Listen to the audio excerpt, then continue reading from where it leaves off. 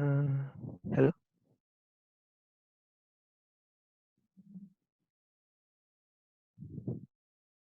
Can you guys hear my voice? Yes, we can hear your voice. Oh. And can you see the screen as well? Yes, please proceed. Mm, okay, I think uh, I'm just gonna start. So, good morning, everyone. Today, we are from Group BO2.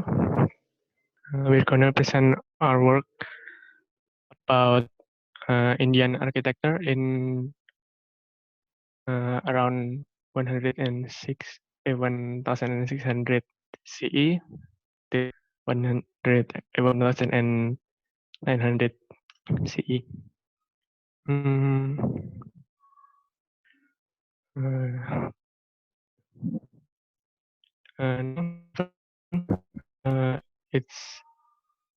it's called Divanihas. It's from 1600 era. Divanihas means Hall of Royal Audience.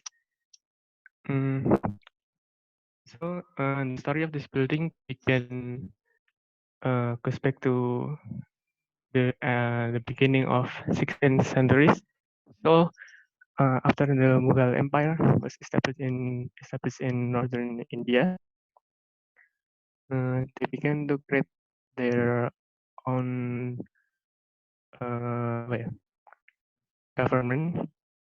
And at the moment, India is, I think we know that the history of India is filled with war, civil war, and war with the British colonies.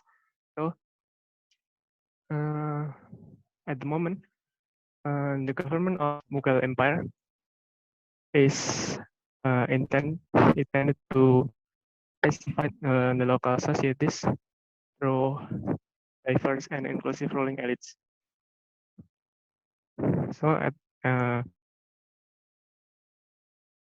sometimes in the middle of 16th century, uh, Akbar uh, is the third emperor of the empire. Uh, he wants to create a way to resolve the religious differences in his empire. Eh, So at one at 1582, at Fatehpur Sikri is the capital of uh, Mughal Empire at the moment. Akbar created uh, the Dini Ilahi. The Dini Ilahi uh, uh, is the fact that apa ya, all different religions can be united in one pluralistic cult, not a cult, but more of a philosophical uh, is to create a meeting of a council that has member of all different religions. So the Diwanihas was built as uh, an application of this philosophy. Mm.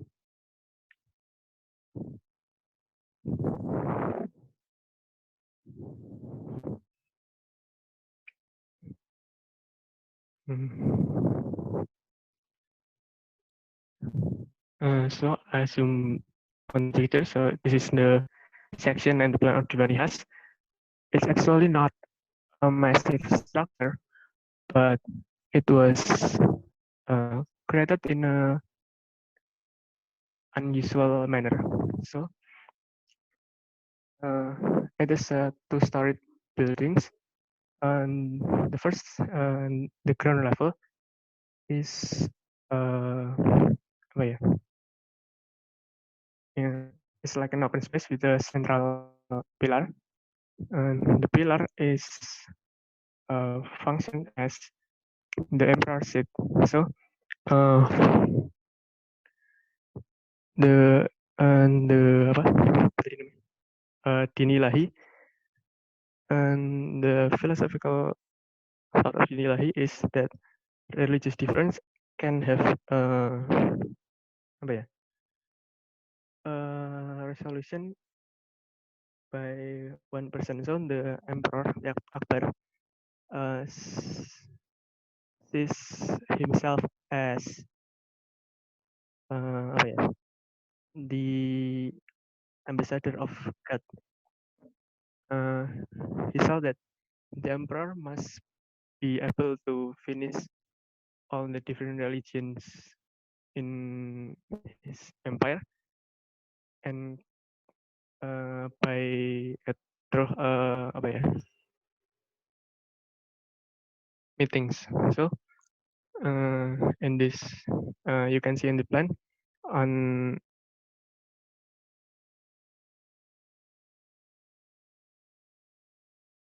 central pillar is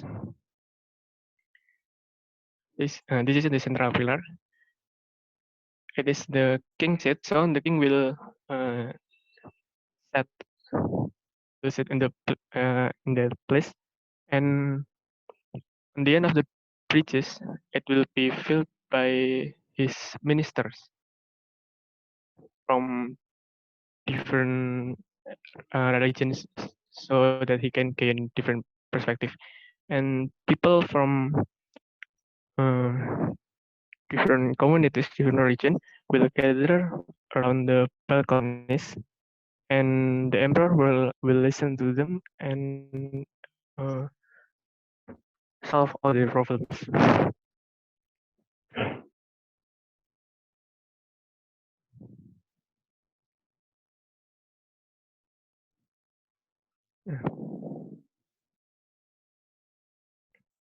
We can see the pictures below. This is the Diwani Khas from the outside. It's from Indian culture and also some influences from Persian and Islamic culture. The right picture is the central pillar, the king seat. So the king will sit on top of the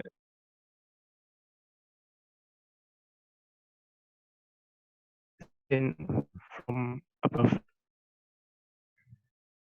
This one, the emperor seat is seen as the core of Dinilahi. So the emperor is the central of all communities in India at the moment. So and the building itself is built in Akbari architecture. So to be more specific, Akbari architecture is one of Mughal architecture. Mughal architecture is the style of architecture that developed in the time of Mughal Empire. It is, I think it's about 1600 CE till 1800. So, the Akbari architecture is the style of Mughal architecture that is developed in the time of Akbar, Akbar as emperor. So it can be distinguished from the other Mughal architecture by the materials mostly. Material is using red sandstone. Nah, this building is located at Fatehpur Sikri, the capital. The capital is almost all of it is built in red sandstone. So we'll see many buildings that look almost like this. And the other characteristic is the Akbar architecture is using hemispherical dome that that has been brought to India from Central Asia. And they are using ornamentation in exterior and interior. There is a mixture of Indian culture and Islam. Now, if we see here in the under the emperor seat and the balcony, we can see this kind of carvings that probably quite similar to the one in another Hindu temple, but you will not find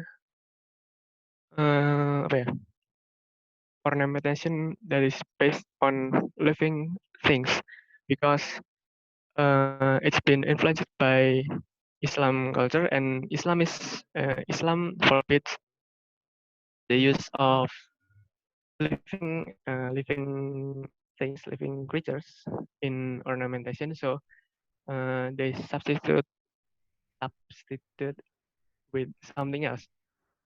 Naufal, Yes. Naufal, your time is up. Yes. Please make it quick and then move to the next slide. Okay. Yeah. One of the other Islam ornamentation that we can see is here under the on the bridge. It is decorated with Islamic geometric pattern, since Islam can use ornamentation of living things. So we're gonna move to the next slide.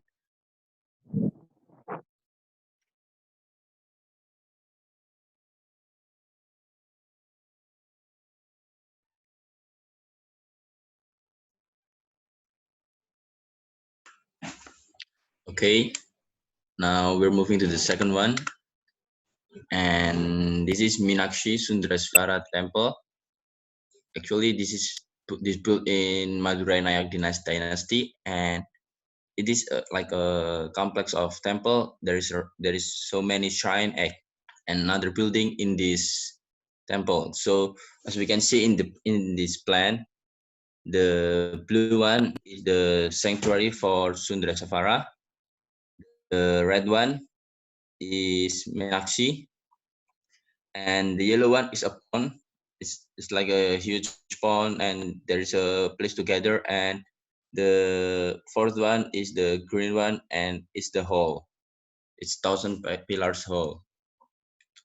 So this temple is located in southern bank of the Vaikai River in the temple city, and this temple is really old. So there's so many reconstruction around that time, and this temple is built in 1700 CE. So now we're moving to the details.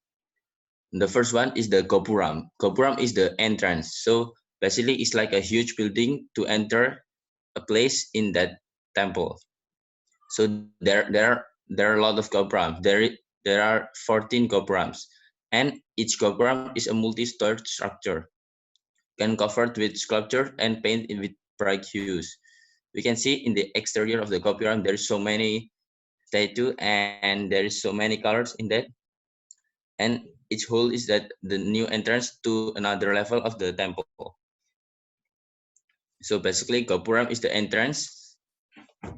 It's like a Gapura maybe in Indonesia.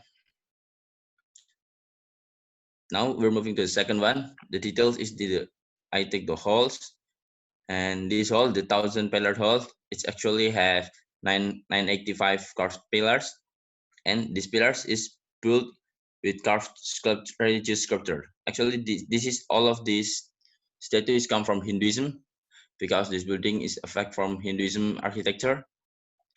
And in the pillar, we can see so many statues around the pillar. That's why this Hinduism really affect the temple, and this is actually a Hinduism temple. Can you zoom out, please? Novel.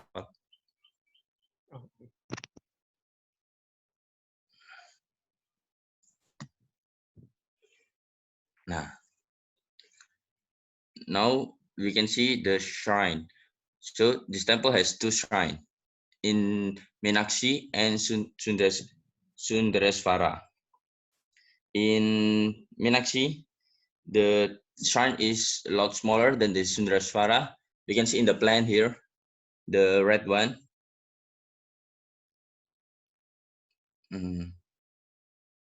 Go back, please.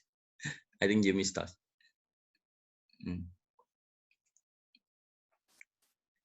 Okay, we can see in the plan that the Meenakshi is a lot smaller, but to enter the Meenakshi, we will pass the Gopurams first. And the Sundasvara is located inside the Gopuram, one of the biggest Gopuram.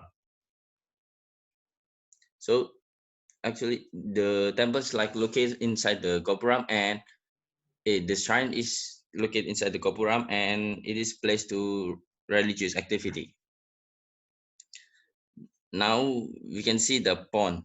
The pond is like a huge place to gather. So the pilgrims, the one who travel to religious activity, they can do their activities in a sacred way. So there's a sacred pool in there, and the pools were painted with frescoes.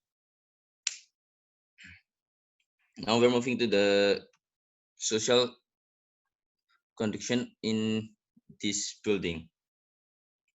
So this building is affected with Hinduism activity design, and they designed this building for the pilgrim activities.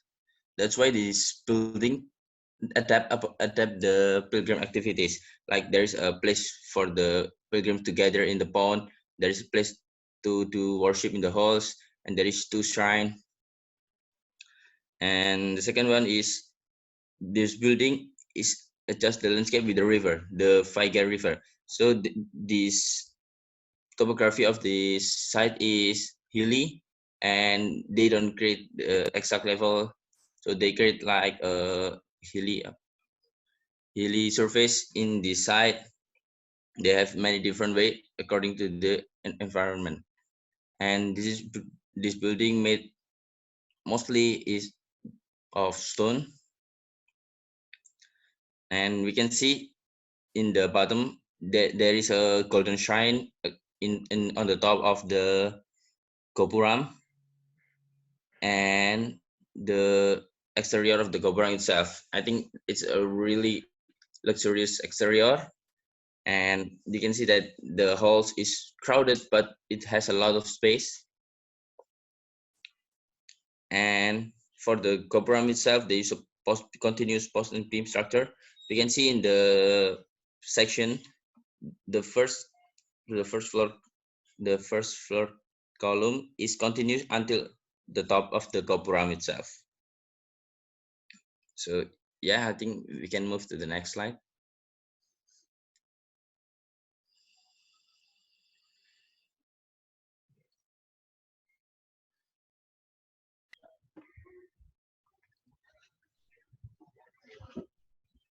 Novel, the next slide, please.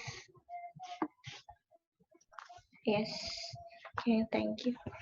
Okay, so the next building is Darbar Sahib on 18 CE.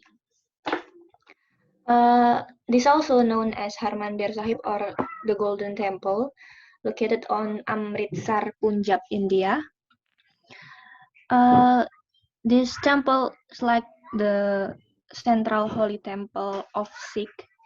Sikh is a religion that combine the Islamic Sufi concept and Hindu. Well, this building also symbolizes the human brotherhood and equality. the history background of this building actually start from the end of 15 CE. Sikh was found by Guru Kana, the first guru, and on 1577 they start to build the complex by digging the Amrit Sarovar, the holy pond, and on 1581 they start to build the temple, and done in 8 years later. The temple built on the lower level from city. Why? Because it like symbolize the humility. But around 16,000 until 17,000, the temple was got many attack and because of war and destroyed several times. Until 1808, Maharaja Ranjit Singh, the Punjab emperor at the time, rebuilt the temple with marble and copper. And at 1830, Maharaja Ranjit Singh donated the gold to overlay the temple, so that's why the temple has gold color. Okay, so move to the Golden Temple plan. Wait a minute. So this temple has square plan with 4 entrances in here in each direction. It's represent that the temple is open to all, not just for the Sikh. And then in the northwest there are Akal Takht. Akal Takht is a 4-story building for office and for highest priest, the headquarters of main political and authority of Sikh, and also it's place to store Grand Sahib after it from the temple. So Grand Sahib is the holy book, yeah, the holy book of Sikh. They have a daily ceremony at around 5 a.m. They put the Grand Sahib on the temple, and then they read that book all day long. After that, they at the around 10 p.m. at night, they put it back the Grand Sahib on the Akal Takht. Okay, this temple also has a pond, the holy pond or Amrit Sarovar. It's like place to restore power and purifying from karma. Also, at the back of the Golden Temple, there is Guru Kalangar. Guru Kalangar is kitchen and dining hall that serve 35,000 free vegan meals per day for everyone. And then the temple, the Golden Temple, it's on the center of the plan here. So if you want to go to the temple, you have to cross the bridge here. The Golden Temple, okay, here the Golden Temple picture. It's a 2-story square building, and it's surrounded by white marble. So it's look like floating. This building influenced by Mughal architecture. They built the building from bricks and covered with copper and cold foil, both in the exterior or the interior here. And it decorated with nature motif ornament like this, like flower ornament or something like that. And it also has several domes on the top. On the interior, they are also decorated with jewels here, like it's very majestic. So we can conclude that this building, built as a center of Sikh worship and human gather, and it's influenced by Mughal architecture.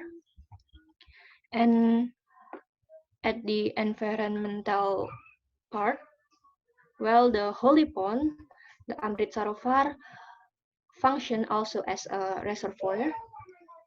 And in the human experience, well, the gold color of the temple give us a majestic impressions. And the water, the pond, it's seems to calm and reflect itself. Well, the bridge also taught us to how struggle to achieve our goal. And in the technological aspect, they use lots of white marble and gold. And the ornament, they do the tracing on the ornament on the gold plate. Yeah. Okay. So that's all. We can move to the next slide.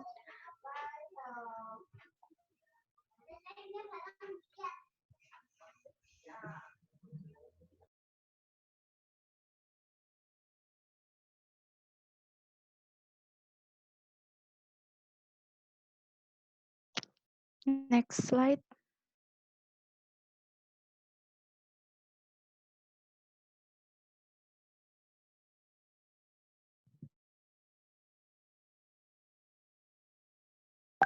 Okay, the next slide I will explain about the Jetnet Mansions. It is a building that built around the 1900 CE. The Jetnet Mansions is actually not a name of a specific building, but a name to call kind of heritage building in India, and it located specifically on Chettinad area in Kanadukatan, Tamil Nadu, South Central India. The historical background was began in 14th century when the fall of the Kaulas is happened. The Chettiars is originally worked as gem dealers, ship chandlers, and salt merchant in the Chola Empire. Settled in about 75 village around a temple near present-day Karaikudi in south central India in an area called Chettinad. They were among the first local communities to befriend with the new English traders. And then in the late of 19th century, they spread into Southeast Asia, particularly to Burma, Malaysia, Indonesia, and Ceylon, becoming wealthy moneylenders and diamond merchants, and often working as official agents on the British East India Company. And then after the World War II, when the British withdrew from India, the Chettiars were deported in large number from the newly independent countries of Southeast Asia, and they returned to India, or in many cases, they settled in United Kingdom. And then in the early of 20th century, the Chettiars repatriated significant sums of money to their Hampstead village, resulting the construction of thousands of houses and mansions. So, some of them are built in 1902 and declared as a heritage village by the government of India. And the example was like um,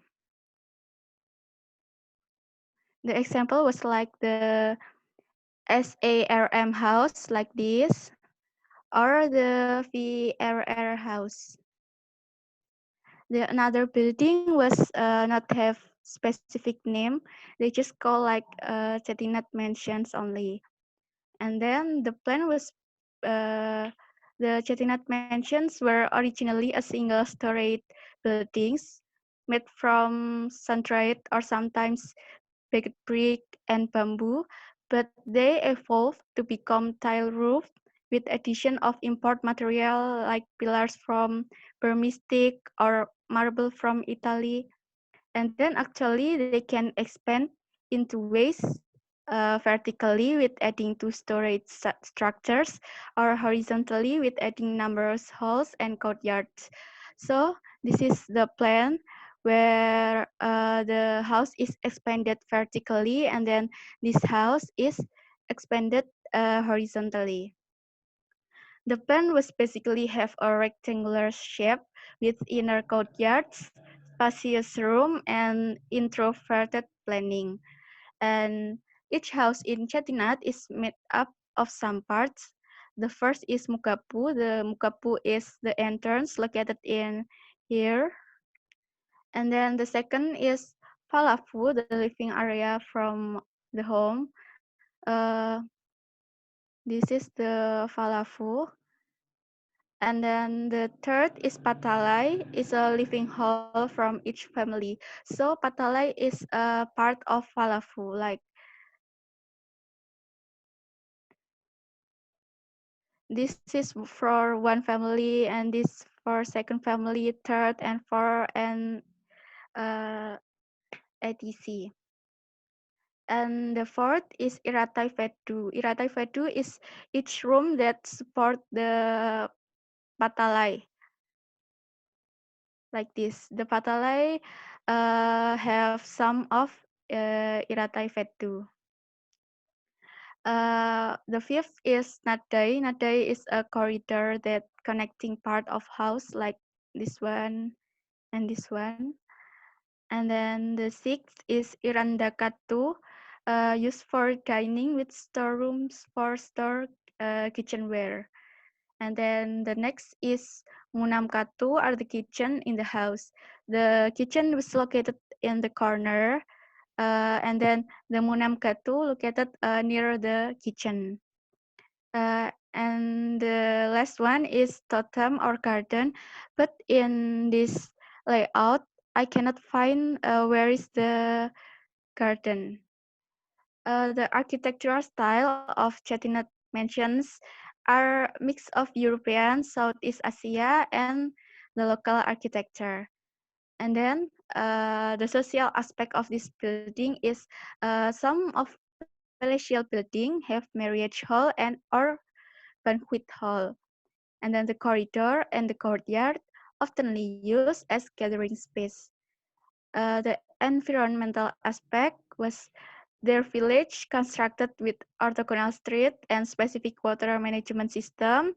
At the Chettinad house, the underground drains run right through the house.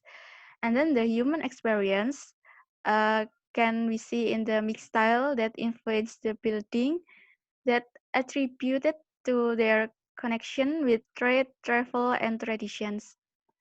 And then the technological, we can look at on the polished wall and carved wooden ceiling, and then with the open air falafu to supply fresh air to the building.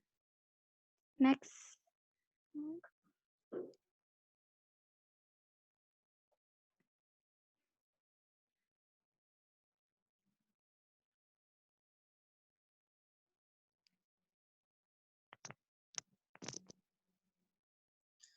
Okay, now we're moving to the summary or conclusion presentation. So we divide it into 4 sections. The first one is plan. So as you guys can see, the plans are quadrilaterals. They're all squares except the Meenakshi temple. The second one, it is a rectangular, and the fourth one is rectangular too. And we can see that the placement of the room and the building is different. The first one and the third one is symmetrical, and the second one and the fourth one is asymmetrical. Maybe because the second one is a large site and it has consists of many buildings, and the fourth one is a mansion. so it is hard to make it symmetrical, or maybe they designed it for on purpose. And yeah, now we're going to the characteristic. So the characteristic is divided into three aspects, and the first is the character itself, then the function and style. From the first building, it's two-story building topped with dome, and it has stone texture and color, so it's monochromatic. Well, actually, the whole city is monochromatic, so yes. Uh, but on the second building is actually a temple, but it's quite different from another temple since it has colorful statues and ornament. And the third building is uh, it's actually it's in the same almost in the same style as the first building because it's all Mughal architecture, but it's from different era. So it has gold coating and white marble and built using element such as water, and it also has several domes. And the fourth building, it's quite different from the other building. It's more modern. It has two-story. It has colorful compound wall, wooden pillars, and the opening is in the shape of an arc. About the function, the first building is for meeting place for the Dinilahi, and the second building is religious place. It's a worshiping place, and the third is a holy temple for a different religion. It's for the Sikh, and the last one is actually it was a housing, but now it has changed into a heritage destination. Style, the first building and the third building has some similarities. It's from it's both of them is Mughal architecture, but they are from different eras, so we may see some similarities such as the using of dome, but and the ornamentation, but we also see some differences in materials and the way that the building is uh, the structure is combined, and the temple is in the style of Indian architecture, traditional Indian architecture, like almost all the other temple in India. The differences is just that it is more colorful, and the last one is uh, quite different from the others. It has influences from European and Southeast Asian.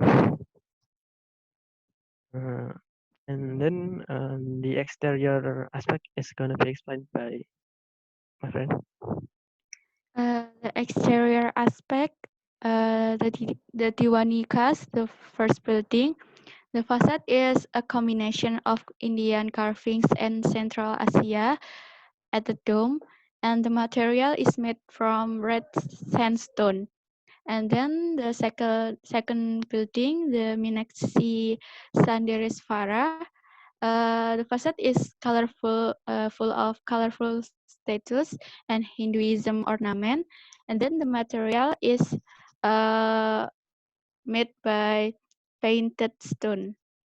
And then the third building, the Darbar Sahib, the facade is ornamented and colored in white and gold. And the material was like from marble, copper covered with gold foil. And then the last building, the Setinat Mansions, the facade is ornamented with local style ornament. And then the material is from marble, ceramics, glass, and woods. Okay, so the last is the interior. In the Diwani Khas, Meenakshi, and the Golden Temple, the interior are well ornamented. On the first building, the ornamentation is mixed of the Indian and Islamic. On the Meenakshi, the second building, the interior are well ornamented by sculpture that carved on the pillars. And then there are three types of interior, which divided by its functions, which is the first hall, the shrine, and a small room to worship.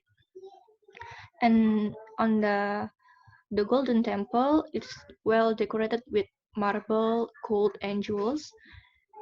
But on the last building, the Chettinad Mansions, the building well more modern.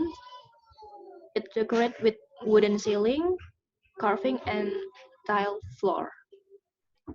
Okay, uh, that's all from us. Thank you.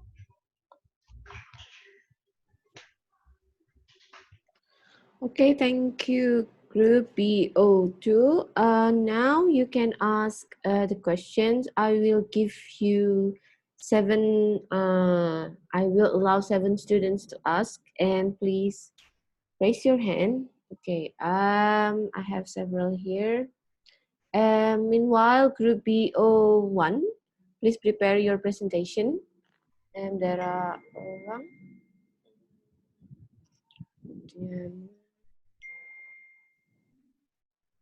Okay.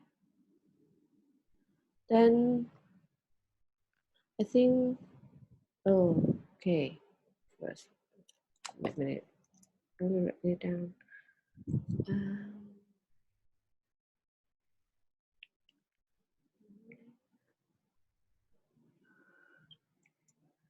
Number 1 is Fitra.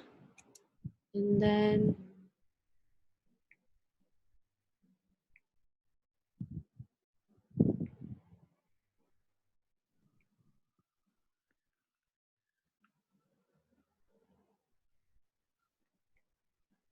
then number 2, Elang. Number 3, Diana. Number 4, Seno. Number 5, Nabil. Number 6, Bunga. Number 7, Risanti. Okay, I will repeat it again. Number 1, Fitra. Number 2, Elang. Number 3, Diana. Number 4 is Seno. Number 5, Nabil. Number 6, Bunga. And number 7, Risanti. Okay. Now please lower your hand and we move on to the next group, which is group BO1. Okay, please BO1.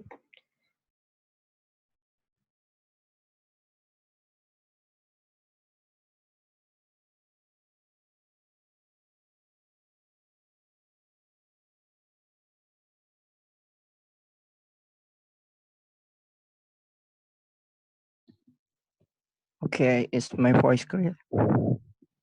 Yes, it is clear. Yeah. Good morning, everyone.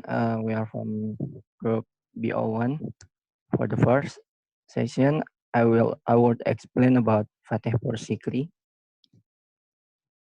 Fatehpur Sikri sits on rocky ridge, 3 kilometers from Agra, India.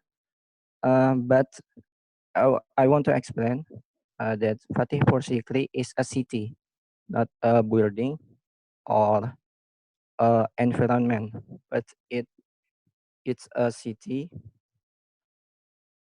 Involved, this is many building in here. But in this opportunity, I will explain about Jama Masjid only. Jama Masjid it's about a building that have three and that's have two building in here, Bulan Darwaza and Tomb of Salim Christie. In social aspect, the place was much loved by Babur, who called it Shukri. Shukri is it's adapted from Arabic language. Anita Beveridge in her translation points Shukri to read Shukri. And the environmental aspect, the city was built massively and preferably with red sandstone. This red sandstone is local material. And for human experience, Bulan Darwaza, as you can see in the picture, Bulan Darwaza is 55 meters high from the ground, gradually making a transition to human scale in the inside. It have 55 meters, but in inside it have uh, same same of height from human scale. And in technological, the sandstone facade like wood is used in the column structurally. As you can see in the picture from the site plan, Bulan Darwaza is the gate to come in to Jama Masjid. And Jama Masjid have with gates on three sides, and to the west the Qibla wall, centered on A1 with a central dome flanked by two smaller side domes. The mihrab and the western wall are elaborately decorated with inlay work of stone, mosaic, and glazed tiles, with azure blue and gold inscription. So maybe from my slide, that's all from my slide.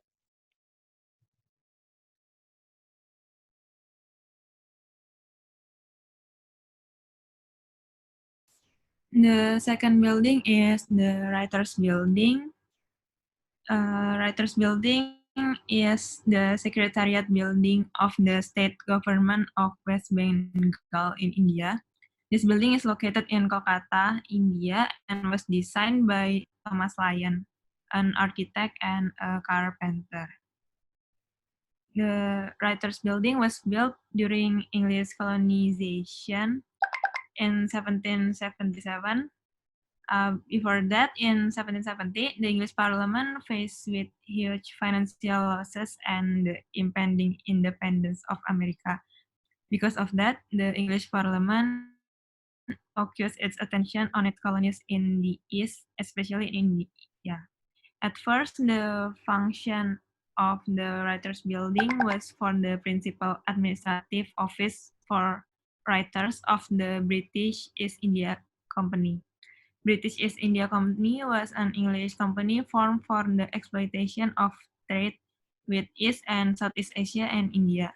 And the term writers refers to the clerks of the British East India Company. The Writers' Building has Greco-Roman look.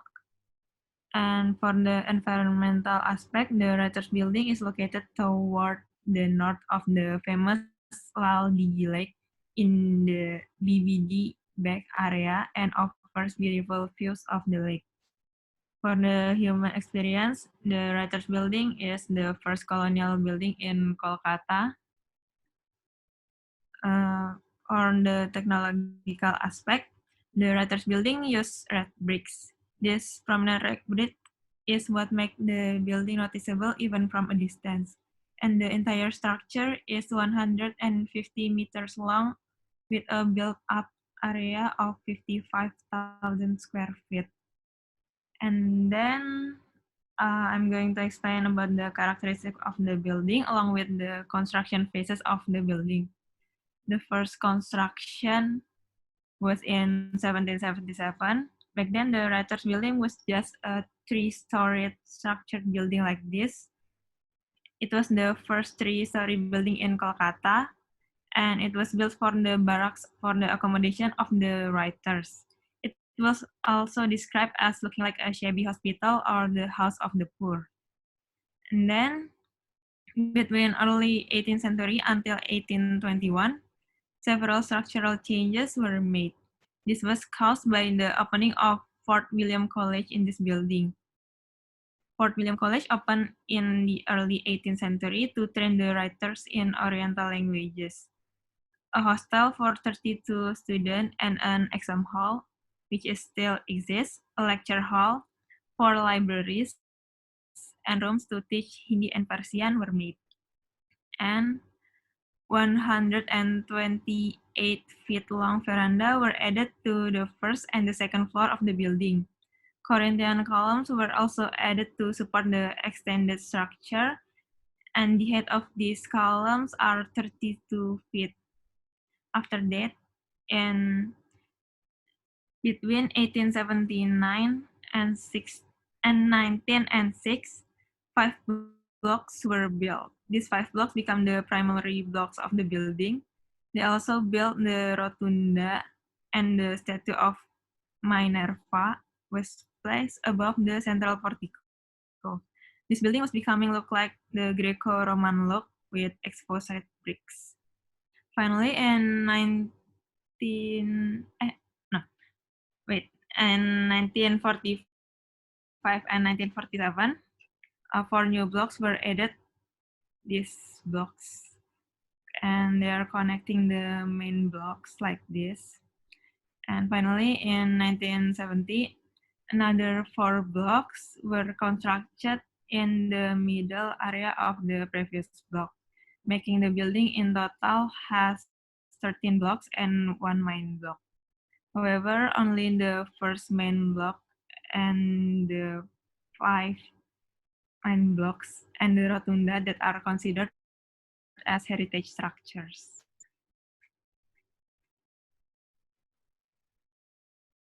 And the next one is Metcalfe Hall. This building is a heritage building in Kolkata, India, and built between 1840 until 1845 by Robinson. And for the forces, the social, influenced by the Western style because at that time, India's authority is still held by the Great Britons, as you know in the previous slide. And it is built for Sir Charles Metcalfe for his effort of repairs. Charles Metcalfe is the governor at that time. And for the environment, this building is the nucleus of India's National Library, and the building faces Hooghly River on the west. For the human experience, this is recall memories of Kolkata, so they build a spirit to love for their city. And the technology, the building follows the notable Greek ordo from the Tower of Winds Athens. So this building have the same ordo with the building in the Greek. For the building, this building has 2 floors. The first floor is the place for Asiatic societies referring journals, and the second floor is the place for office exhibition, galleries, and sales counter of archaeological surveys of India. And the building characteristic, this style is British Imperial architecture, which is visually similar to ancient Greek temples, has 36 feet of 30 Corinthians pillar to support the entablature. So this is this is the entablature, the suprastructure, and column and colonnades surround the whole building. Stand on the 10 feet high solid ornament basement. Series of Saul's lion head arranged at equal intervals throughout the uppermost cornice of the hall. So the impact of this building is become a tourism destination and help people to know about the history of Kolkata. That's all for my slide.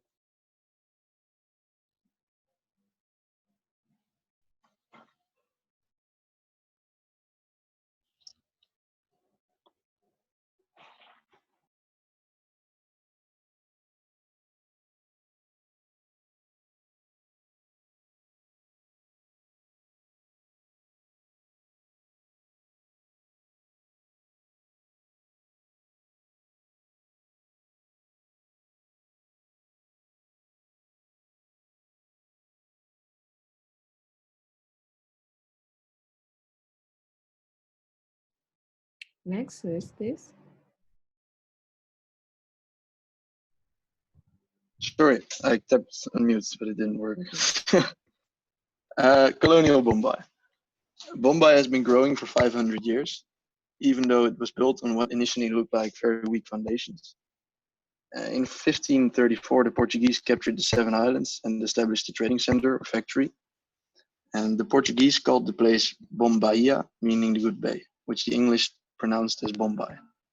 The first Englishmen that came to Bombay arrived in 1662 while at war with Portugal. The Englishmen attacked Bombay and took over the city. And by 1845, the 7 small islands that had previously made up Bombay had been turned into one large island. And a few years later, the first Indian Railway opened. To keep control, the company created a number of government buildings, and these buildings were in a very similar style to the city halls built in England at the time. The city continued to grow and thrive and changed its name into Mumbai in 1995. So for the social aspect, Bombay is a densely populated city and was built during the English colonization. As England had made Bombay a safe place to live, many citizens moved there to start a new life. And since the railway had made in the 19th century, there was a lot of work available that made people come to the city to buy land and build houses whilst working there. For the environmental aspect, the first colony was built on several islands that were later combined into one big island. And as the city developed, a company from England started to build more inland, expanding the city more and more. Bombay is located on India's west coast and is now India's largest city. In 1924, the British Raj built the iconic Gateway of India. That's the stone arch, and it's on the Bombay Harbor waterfront. The human experience. The city has a lot of British colonial architecture that can still be seen in the present day. The city varies from old colonial buildings to new modern buildings, such as big skyscrapers. As you can see above, you see the new city, where you see the big skyscrapers that are built now. And in the old city, those buildings still exist. Those are the more colonial buildings of the style in which I'll talk later. In Mumbai Harbor are also the Elephanta Islands that hold ancient temples dedicated to the Hindu god Shiva. And yeah, of course, the city is also famous as the heart of the Bollywood film industry. For the technological aspects, in Bombay, the British Raj built with a lot of materials and in different styles, of which I will give a few examples. In 1882, the Mahatma Jyotiba Phule Mandai was built. The building was the first market in India to be lit up by electricity. Inside, you can find stone fountains designed by the British. The structure was built using coarse buff colored Purla stone and with redstone from Bazaine. On the other hand, there are buildings like the Watson's Hotel, which was constructed in 1869. It was made from cast iron components that were constructed on site. The external frame resembles other buildings in England, such as London's Crystal Palace, and can still be seen today. For the characteristics of the city, Bombay architecture came to be present through the British in the 18th and early 19th centuries. At first, it was the neoclassical style of architecture, but later the Victorian Gothic style came to dominate the city. The neoclassical style is a bit ordinary, whereas the Gothic style is expressive, with surfaces of live colors, beautified with carved and narrative elements, consisting of lancet windows and stained glass. The British influence on buildings in the city is evident from the colonial era. However, the architectural features include a range of many European influences. Bombay is often named as one of the most characteristically Victorian cities in the world. Another example of the many styles developed in the second half of the 19th century is the Indo-Saracenic style. This is combining Islamic and Hindu architectural styles with large domes, arches, stained glasses, and minarets. The Gateway of India is a good example of this architectural type in the city, as can be seen in the picture underneath the characteristics part. Yeah, that's it from my part. Thank you.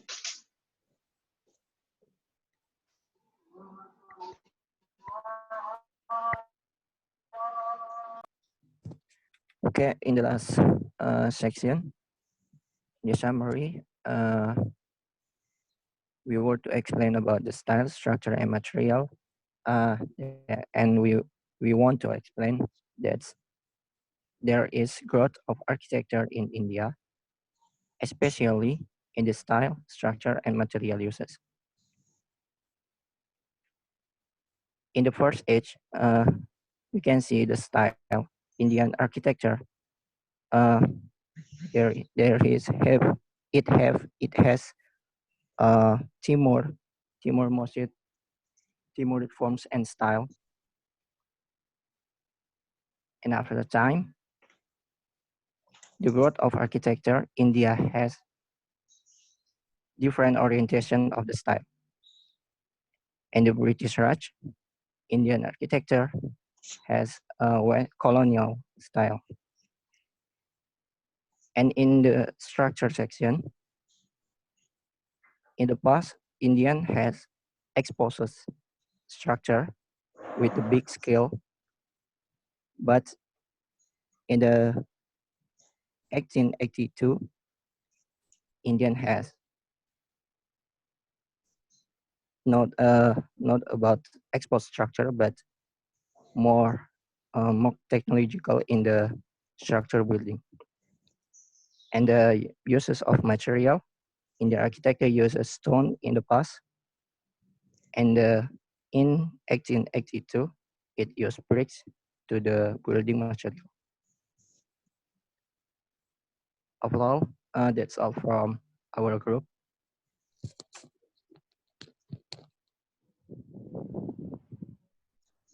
Okay, thank you, Group BO1. Now we are going to open the question session. So please raise your hand if you want to ask a Group BO1. Okay. I will check the list once more.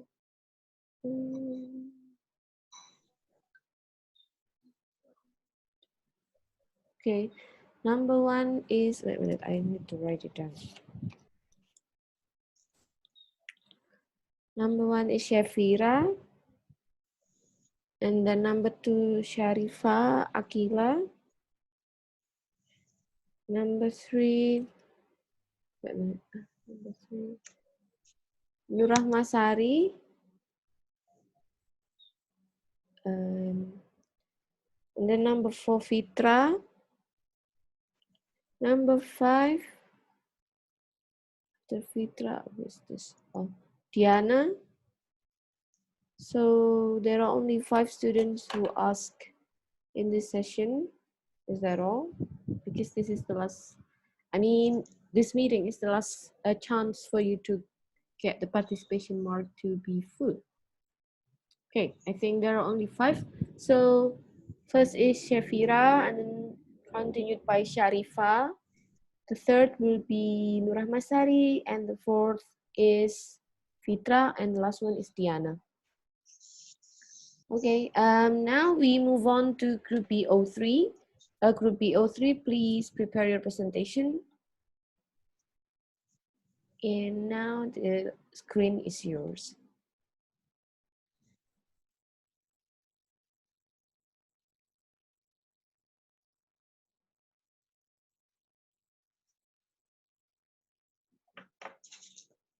Hello, test. Is my voice clear? Yes, it is clear. All right. Assalamualaikum warahmatullahi wabarakatuh. Waalaikumsalam. We are from Group BO3. We'll present about the history of architecture in India from year 1600 to 1900 CE. And the first one is, oh, I'm sorry. A bit of introduction. My name is Ryan Arfiansyah, number 58. The other is Rusdatama, number 23, Angelica, number 52, and Miranda, number 70. All right, the first is we are going to talk about Tanjavur Maratha Palace, which I think it is very unique, but unfortunately also the least documented building. We found no floor plan or layout regarding this building except one section cut of this building, Goda Gopuram. All right, a bit of history of the building. This was constructed by the ruler of Nayak Kingdom from 1534 to 1535.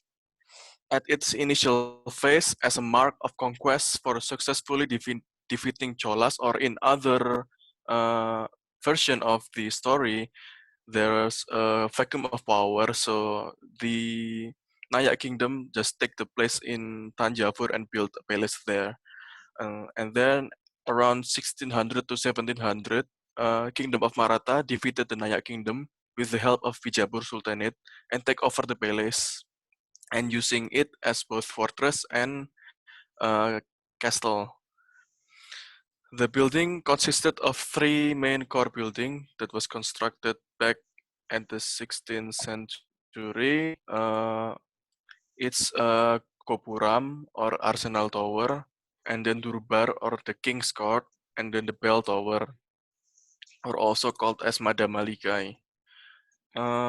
Among the labyrinth-like structure, inside this interior, the circulation is very complicated, but there's a quadrangular courtyard in the center as a visual datum, or as a way you can see where are you now. Also, the tower act as a visual guidance when you travel around the building.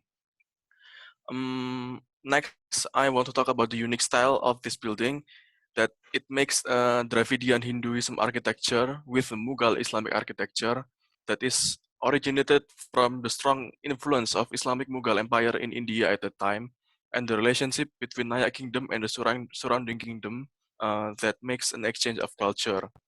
So at this building, you can see that the arches below is in the style of Mughal arches, while the top part is a part of Sikara or Gopuram that is commonly found in Hindu temple. Also in the Durbar area or the King's Court area, the arches style is again can be seen as a Mughal arches, but if in the Islamic you cannot paint people and God in the wall, in this building, they use painting of God and people, and also this element of Chatris is also modified to have a dome like the Mughal architecture. At the time of Nayak Kingdom, this building was utilized both as a fortress and a palace, and was called Sipaganga. Thus, the design follows the consideration of being a fortress. Like this staircase, it's very narrow and the steps are uneven in height. Also, the labyrinth layout and the short ceiling at some part of the building are intended because it's to prevent the enemy advancement into the building. Also, there's a moat around the building that was parit or moat, yes. And there's also a difference of height level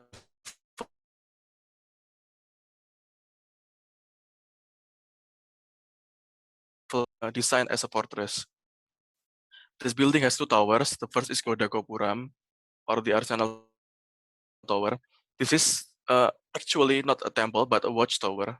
But they decided to make it similar, even in the shape and style, as a Gapura or Gopuram of the Temple of India. At the time of Naya, they only built until second level, and then the Maratha Kingdom finished the floor from the third to the eighth floor. The other tower is a bell tower located on almost the opposite side. The two towers flank the Durbar area and also the courtyard, although the placement of the bell tower is perfectly in the corner where the Gopuram is slightly offset. This decision is also because the Gopuram is actually a watchtower that the military or the soldier can shoot arrows from the top of the building. So this both tower act as a protection for the building. Also, the complex of the Maratha Palace itself, it's an ever-evolving complex because after the Maratha Kingdom takes the place, they add another courtyard area in the side of the building, also add more durbar, separated durbar areas outside the original structure. The social forces of why this building is constructed this way is an assimilation between Dravidian Hinduism and Islamic architecture, because the influence of Mughal at that time is very strong. Also, why this building became a fortress, because the constant threat of surrounding kingdom that want to take this place, Tanjavur area. The technological forces are their advanced knowledge in building multi-story building that they prove by building 2 very high tower that act as a watchtower, and also a strategic planning of the palace as fortress. So they make consideration of the stair, the moat, the difference in height. Also, the environmental forces are, the area is almost barren, desert-like with few trees. So the construction is using stone and the surrounding materials such as wood. The land is considerably flat, so they put another, they menguruk the land, so it has some difference in the height, and the ground is settled enough so they can build this tall structure without any damage, and it survived many earthquakes already. The human experience is, of course, the sense of protection and defense, since this is a fortress, but also in some areas, the king wanted to express the feel of lavish palace and conquerorship. The building also has minimal views from inside to outside, because again, it will give the invader opportunity to attack if they have too much opening, but instead the opening is flipped to the inside area, so they have a courtyard. And this tower also provide visual guidelines to travel around the areas and also to survey the surrounding areas. Thank you. And next we have Constantia. Next, hello. Yeah. The next is Constantia. Constantia is a mansion that founded by, can you see my cursor or something? Yes, I can see it. Okay. It's the red dot, right? No, this is mine. Oh. Wait. So how to? You can use annotations or ask for remote control to Rayhan's. Oh, okay. Constantia is mentioned that founded by Claude Martin. And this mansion located in Lucknow, India, near the banks of Gomti River. This building built in 1735 sampai 1800. And the architectural style of this building is combining so many architectural style, such as India, the local style architecture, Turkey, and the dominant architecture style of this building is Europe. From this picture, from this picture we can see this is Job Carnock's tomb. This building is follow Europe architectural with octagonal shape, and this is so much statue. Statue is a representation of Baroque style, and this is Chhatri is the local architecture elements in India. Okay, this building started built in 1735. And in this era, during this era, there's someone called Nawab.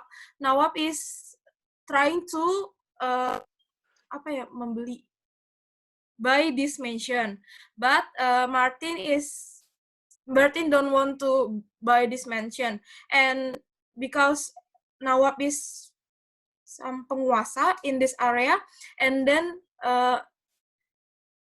si Martin afraid that that Nawab progeny will push him to sell the mansion, so he built a basement under the mansion.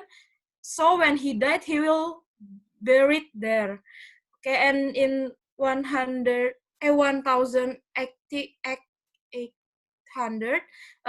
Mayor called Martin died and buried in the basement of the building. And before he died, he gave a will that this mansion should be an education institution. So this, so in 1445, this building operated for boys college, and now it's called La Martiniere College. And then at 1857, there's a Lucknow defense.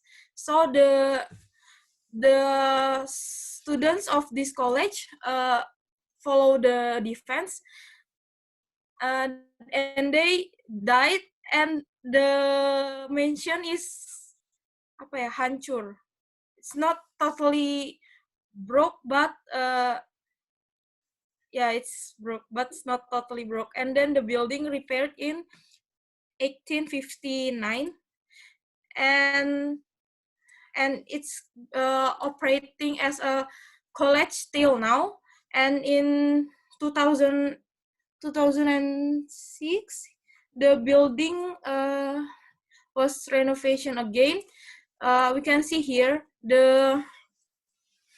after so long, this building the material become black and dirty. So the renovation is cleaning the material and paint it with and finish it with transparent paint. Okay, and for the exterior architectural element, we can see the roof are very high. It's make the good stuck effect, and the size of opening are very large and facilitate a good daylight. There's a wind tower that connect the basement to the out space for the cooling system, and the exterior is light color using the natural color of the material.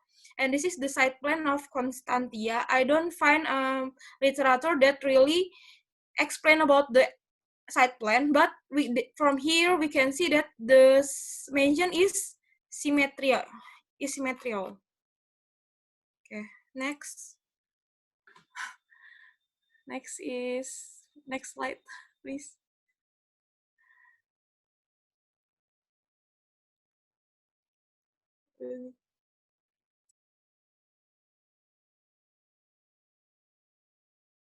Okay, the next is Government House, or now known as Raj Bhavan.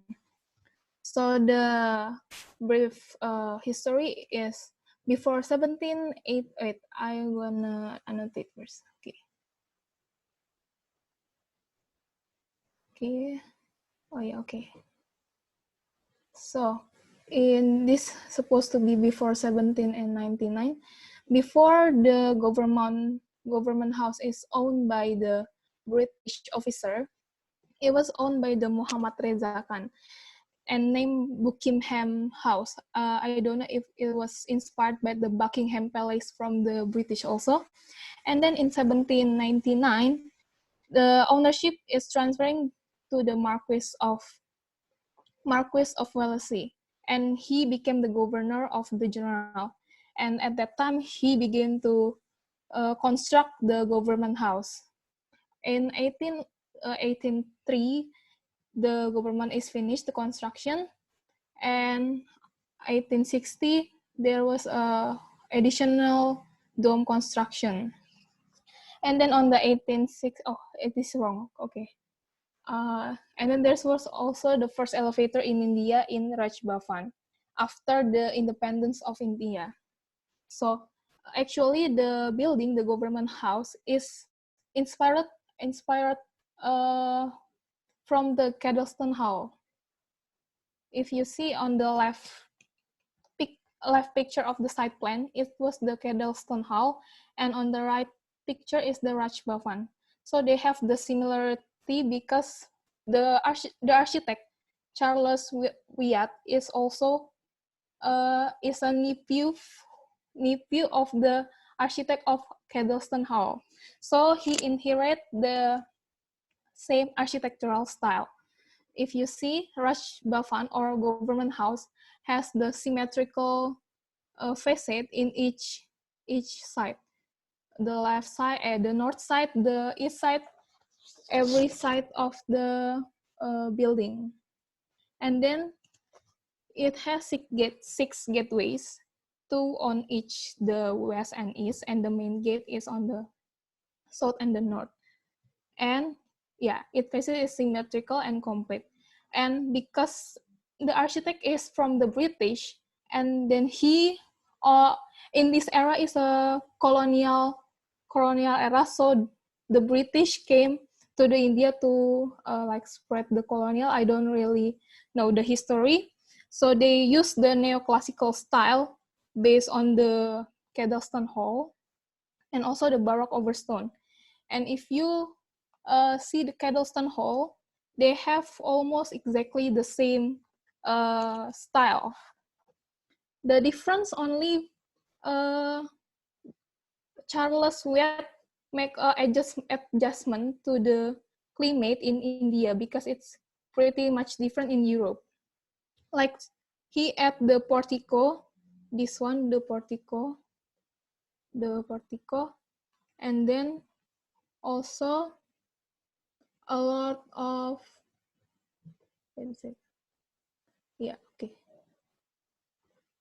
And also they, if you see in the Kedleston Hall, the room has a segmented wall. But if you see in Raj Bhavan, it's only divided by only like a column, but not a room. So there are no private zone. And then the social forces, yeah, mostly influenced by the British style, and also the architect, and has a high resemblance to Kedleston Hall. And yeah, at that time, it was built as an embodiment of the authority of British official because it was the colonial era. And then the environmental, it's adapted to climate with verandas and portico. And also the location of the government house is in the capital city of British India at that time, that represent the central of the government. And then the human experience, because due to some rules or authority, they are not giving much information about the interior. So you can only take a photo from the outside. And from what I heard, that the inside, mostly the rooms is almost the same like Kedleston Hall. The only difference is only the segmented wall. And then the Raj Bhavan or government house also adapt the Roberts Adam Pavilion that has this triangular pediment and also 6 ionic pillars, like in the Greece column, and it represents the principle of Vitruvius. And government house also has the Pentecost central dome over here. Here, the yellow one. Yeah, and has a large, in the main front, it has a classical portico, this one, and the stone step. With this is a figure from the Chinese canon. If I'm not mistaken, it's about the Chinese War, but I don't really understand about that. So yeah, okay, next. Next.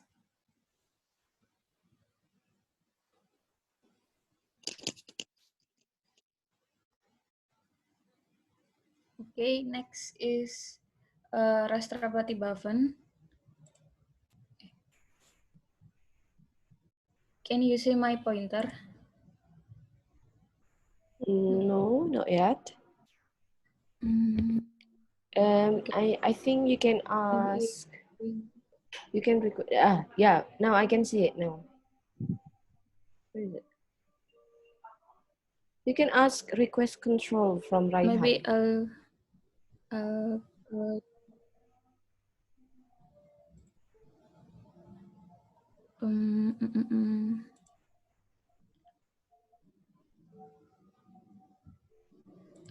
okay. Loh, how can I think you can ask request remote control to Raihan, and then you can move around your mouse from your place.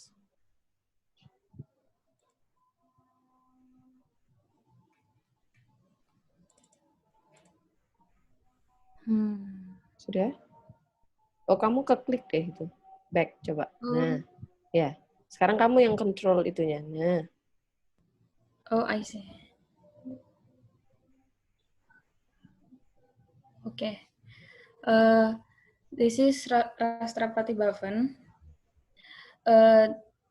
The Rashtrapati Bhavan, the design, or as known as the Viceroy Palace, was executed by Sir Edwin Lutyens.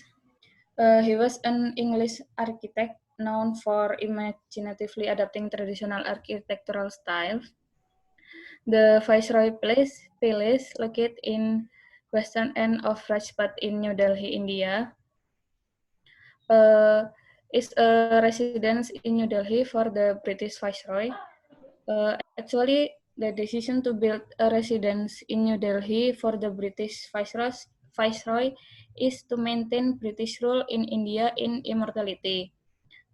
It was decided during the Delhi Durbar in December 1911 that the capital of India would be relocated from Calcutta to Delhi.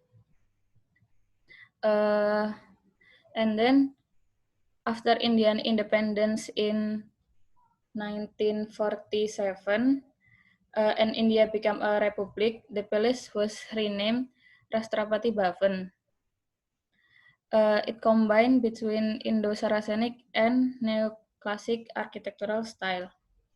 And all parts of the palace are decorated by Indian architectural patterns. Some of them are like Buddhist style patterns. Now about the layout of the palace complex. The planning ideas came from contemporary British experiment in urbanism, because the Sir Edwin Lutyens is English architect. Then this equilateral triangle is defined by the ceremonial, administrative, and commercial centers of the new metropolis. The design was inspired by the plans of Rome, Paris, and Washington D.C. The master plan is a series of radial spokes that were stitched together over 85 square kilometers to create an expansive vision of a capital city. There was a layout called the Grand East-West Path, consists of Kingsway. This is the Kingsway. And then the Viceroy Palace, the building, the Viceroy Palace building. This is the Secretariat building, and this is the main gate called Indian Gate. Next, the architectural elements. Various Indian elements were added to the building. This include The first is traditional Indian chaja. This is the traditional Indian chaja. Is the overhanging eaves, usually support on a large carved bracket found in Indian architecture, which occupied the place of a frieze in classical architecture. It was sharp, thin, protruding elements which extend 8 feet from the building and create deep shadows, and it blocks harsh sunlight from the windows and also shields the windows from heavy rain during the rainy season. And then on the roof line, there is several chhatris which help to break up the flatness of the roof line. Chhatri is elevated dome-shaped pavilions used as an element in Indian architecture. Chhatris consist of a simple of one dome and four pillars. These pavilions are purely decorative and have no utility, just for displaying the status and wealth of the owner. Next is Jaipur column. Jaipur column located in the middle of the yard of the Viceroy Palace. The column has a distinctly peculiar crown on top, a glass star springing out the bronze lotus blossom. Why lotus? Because actually the lotus is regarded in many different cultures, especially in Eastern religions, as a symbol of purity, enlightenment, self-regeneration, and rebirth. And its characteristic are a perfect analogy for human condition, even when its roots are in the dirtiest waters, but the lotus produce the most beautiful flowers.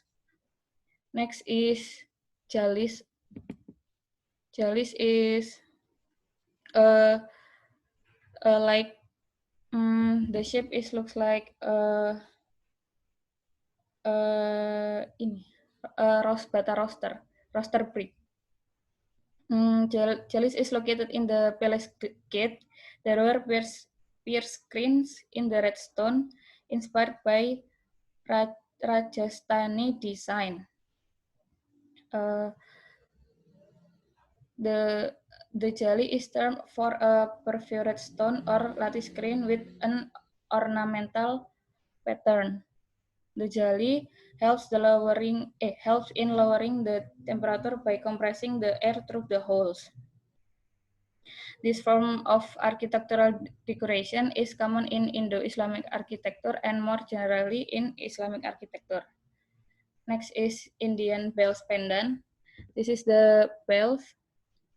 The bells are similar in style to Indian Hindu and Buddhist temples.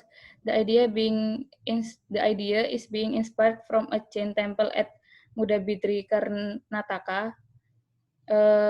As there in an ancient Indian belief that bells signaled the end of dynasty.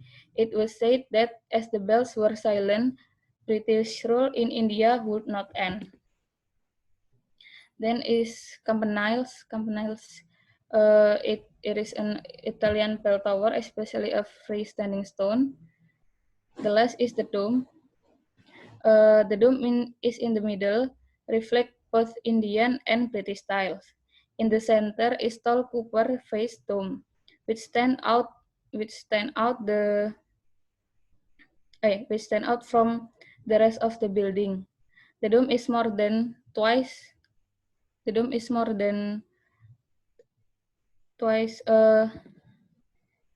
the height of the building itself. The dome is supported by evenly spaced column.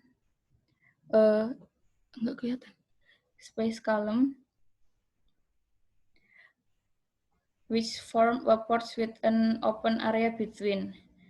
In the New Delhi summer heat haze, this gives an impression of the dome being afloat. Then the social force. Why British Viceroy chose New Delhi is to ensure identification new capital with the seat of the former Mughal power. And there were a debate by advocates of both sides, the English and the Indian, about whether architecture must recognize the original idiom or reflect the convention of colonial neoclassicism. Then the environmental force. From the layout, the broad horizontal sweeps of the complex effectively emphasize the three domes and two campaniles. And the technological force combined between three style, Indo-Saracenic, Neoclassic, and Mughal. And from the layout, it was inspired by the British urbanism. And for the human experience, the tradition of the Viceroy is opted to live in the smaller quest wing because the Viceroy wings was so large. And when we enter the complex, human vision is shifted to the dome of the building roof because the dome is a half mark of the palace and can be seen from afar.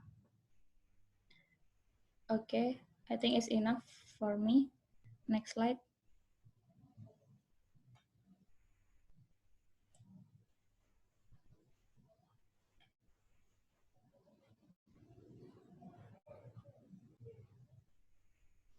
All right, so the conclusions that we can gather, because almost the four buildings are all palace or governor building.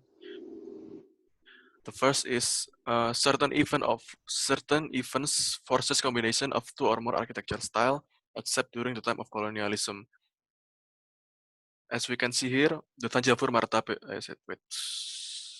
the Tanjavur Maratha Palace is an assimilation of or combination of Hinduism and Islamic architecture, because at that time the Mughal culture is very strong, and then at the time of Constantia, the invader or the colonialism are started to enter India. The style are a combination of India architecture as in general with European architecture, and then at the time of British rule, the Indian elements are gone, and back in the and at the time of Rashtrapati Bhavan time, the development, they reconsider the building with Indian element again or Indian style again, combined with neoclassical architecture.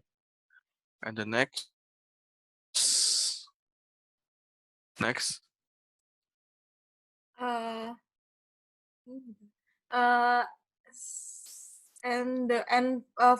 building that built at the era of colonialism mix the combination of architecture style of local and foreign, but the European style is always the dominant style of the building.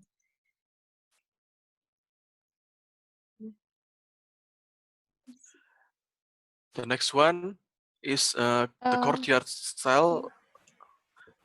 Gimana? Oh yeah. Also, the next discussion is about the courtyard style. So until the Tanjavur Maratha Palace, it still has the courtyard style mentioned in the history. But after the Constantia or the government house and the Rashtrapati Bhavan, they're not detailedly mentioned. So the Maratha Palace is the only one until 1700 that still using the courtyard-oriented design. Okay, next. Next, all of this building is influenced by Mughal architecture, and is Mughal influence to architecture is fading as the empire decline. Then the symmetrical building layout are adopted for Indian palace government building architectural since we got we got the typo in here since 16 since 1600 until 1000. Oh, no. 1700 to 1900. Oh, yeah. Just so the Constantia Government House Raj Bhavan and Rastrapati Bhavan have symmetrical except the Tanjavur Maratha Palace. I think it's enough for us. Thank you.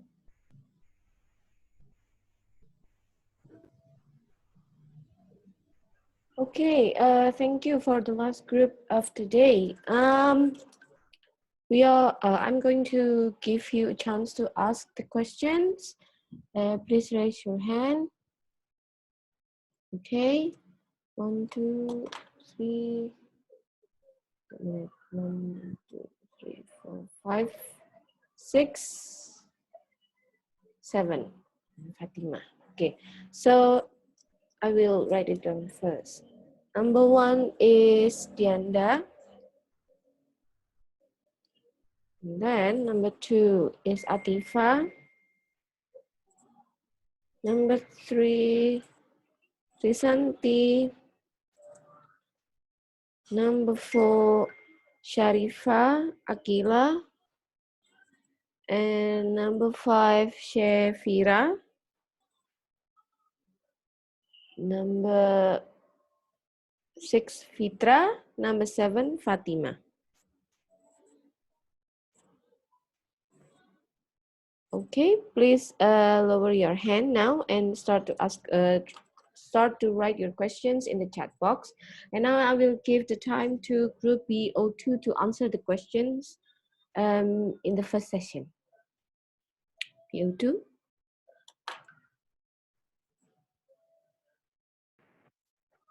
Okay, thank you.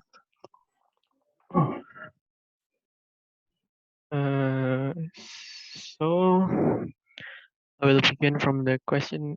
Can you hear my voice? Yes, we can. Okay.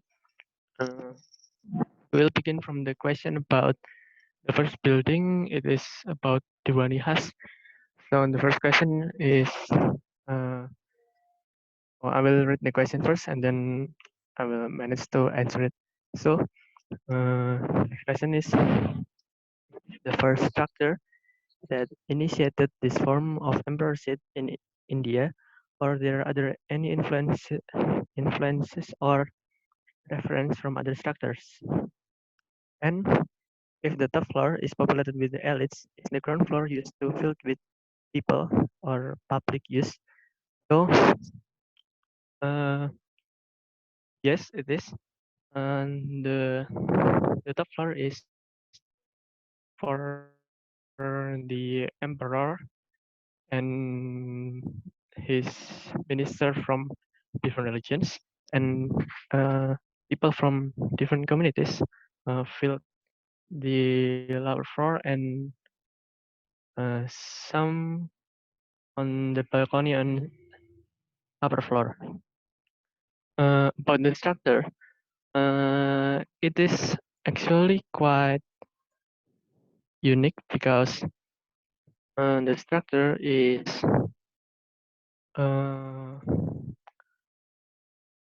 derived straight from the philosophy of apa namanya? The structure is actually of Dinilahi, so it's an implementation of the new religion that Akbar established. So as I have explained before, the emperor will sit as a center of the different religions. So they made the emperor seat in the middle, surrounded by the community. Dinilahi, this belief is new at the time. It was the first emperor to use this is Akbar, and it was also not very popular because at the time of Akbar it only has 19 disciples, I think. So it was not continued. So the structure has no precedent, and it is not repeated in later projects. It is good. So I will move to the second question. The second question is from Fitra. The question is, I want to ask about the Diwanihas building. I read in one of the sources there is an inscription of in building that said that if there is paradise on earth, it is here. Can you explain how this image created in this building? Okay. This quote that is inscribed in the building is not actually talking about the same building, because can you guys see my browser screen?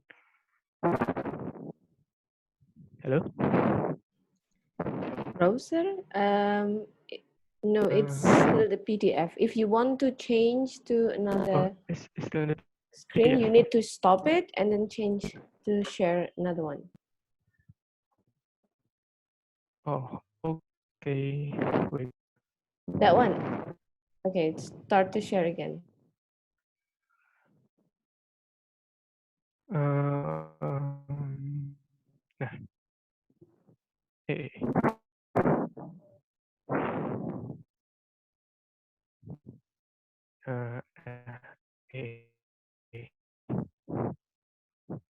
Okay, I'm sorry. Okay, so the inscription that we talk about is actually from the time of Shah Jahan, and the Diwanihas that I was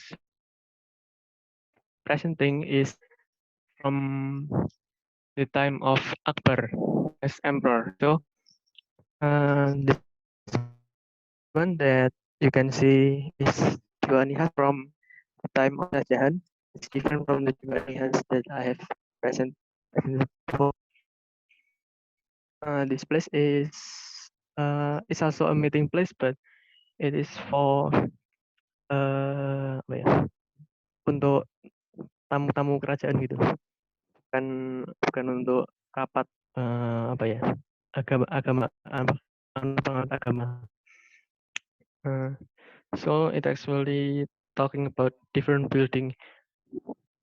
If you can see in this Google map, the Diwanihas that I presented is in here in the city of Fatehpur Sikri, and the Diwanihas that is from Shah Jahan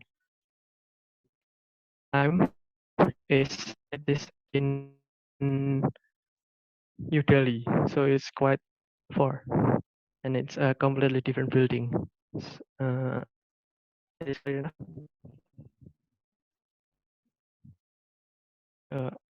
I'll take it as a yes. So we move to the next question. Okay. Now we're moving to the second questions. I think Bunga, Senorita, and Diana have the same questions. They are talking about the color in the Gopurams. Why there are so many bright hue colors. So in the article that I found, that this temple is a symbol of the marriage between a god and a goddess. So a god of Shiva and a goddess of Meenakshi. So they celebrate it, and they want to have a, it's like what, a happy wedding, and they create this temple based on that. So they give so many colors and to represent their happy activities, and they they they depicting the pictures of gods and priests and animals too in that sculpture. And in Diana question, there uh is there any purpose of the colors in the ceiling of the halls? There is, the purpose is the same as the colors in the Koturam. So it's to represent the marriage of the god and the goddess of India. Is that enough, guys?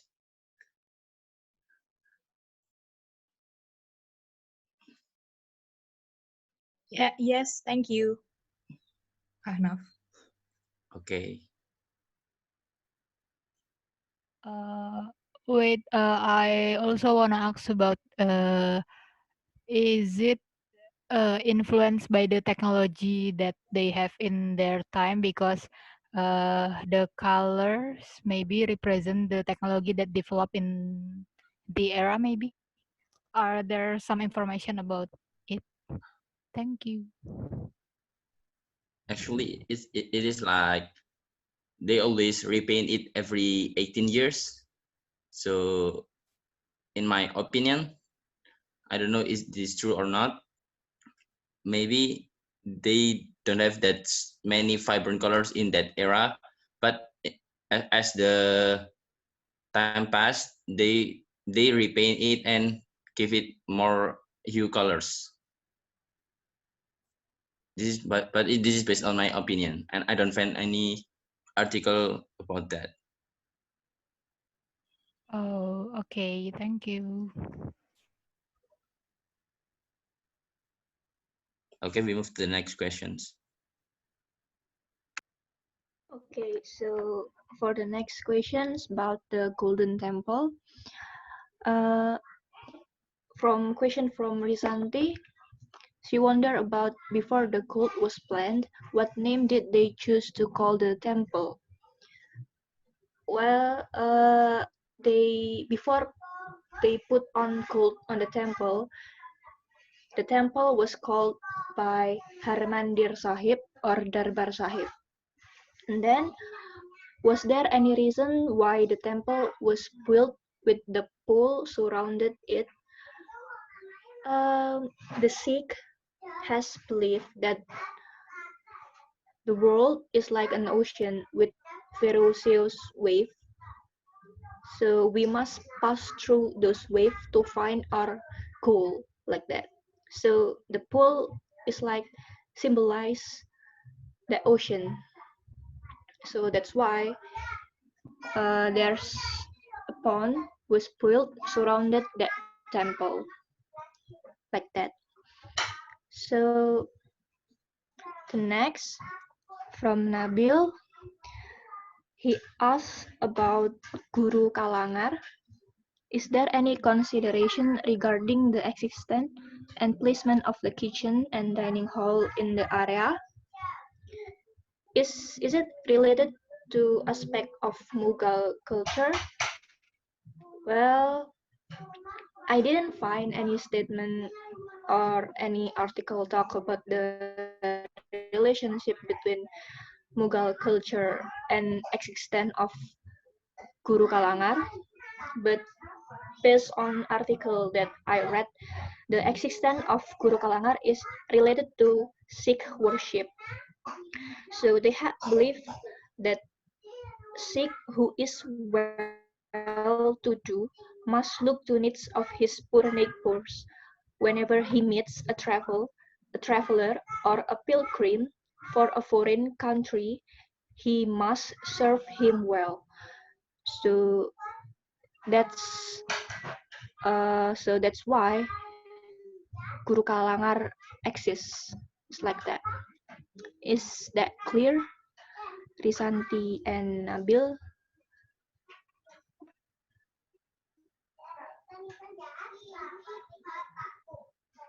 Hello?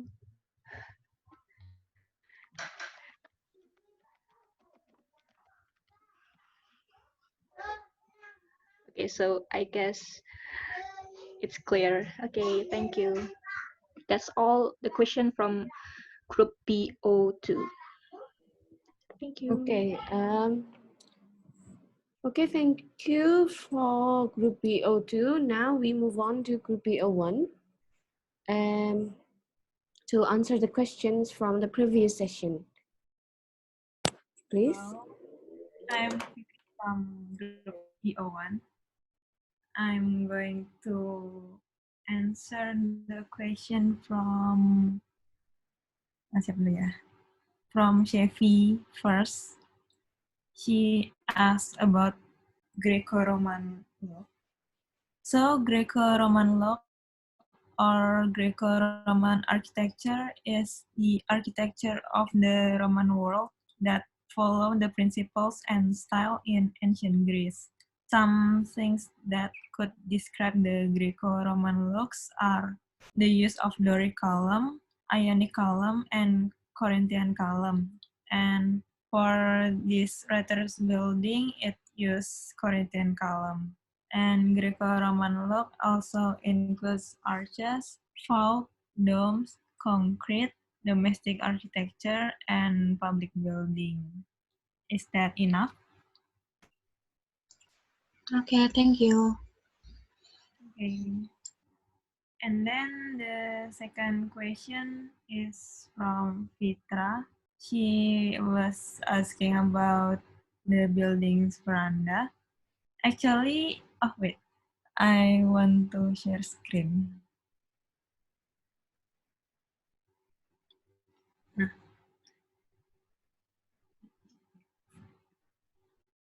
So, actually, from the source that I have read, it always called veranda, not an aisle. Veranda itself is a platform with a roof along the outside of the building. In my opinion, plus from what we can see from this Google Street View, this is an outdoor space and this is not a window, but an arch that's connected with the columns. Maybe it looked like a window because all of the floors from the ground floor, first floor, and the second floor, all of them have the arches, so it summer look like a window. And from what I have read, the writer's building has been modified several times. So I think the addition of these things that make it look like a window are part of the modification. Is that clear?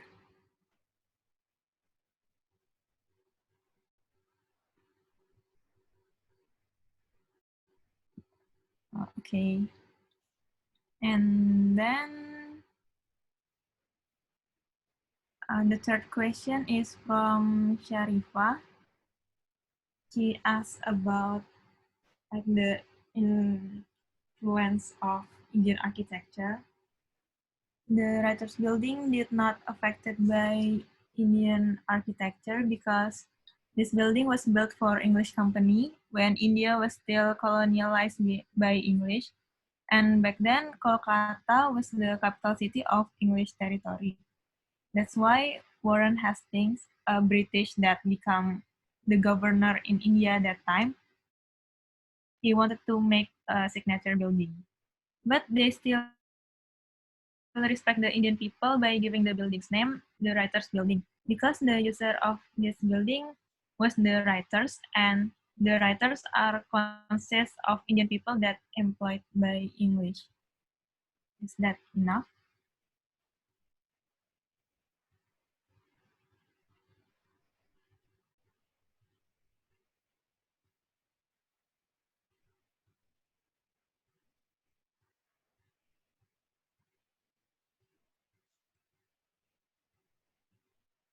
Hello. Fitri, you answer whose question? Sharifah. Sharifah. Yes, it is enough, Bu. Okay.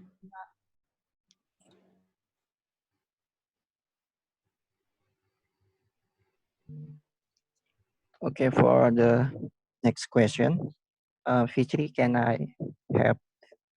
Can you share the screen, please? In my slide. Sabar.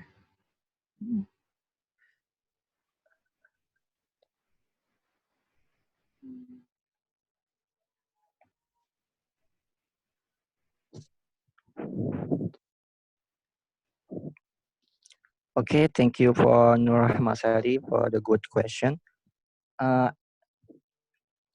will to answer this. I'll try my best. Actually, it has two entrances. First is the Bulan Darwaza and Royal Gate. And it has a reason why it has only two gates. In this side,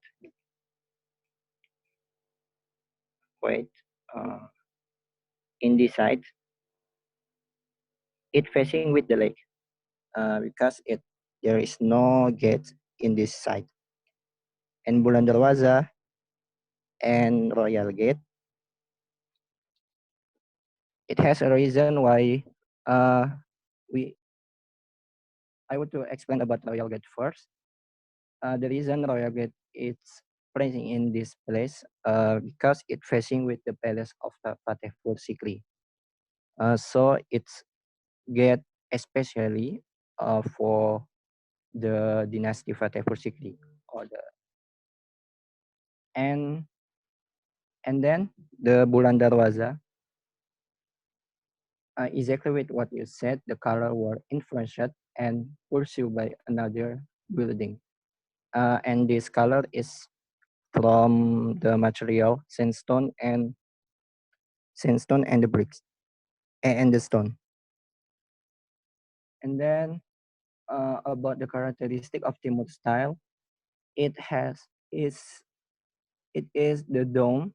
It has the dome and the big scale of construction.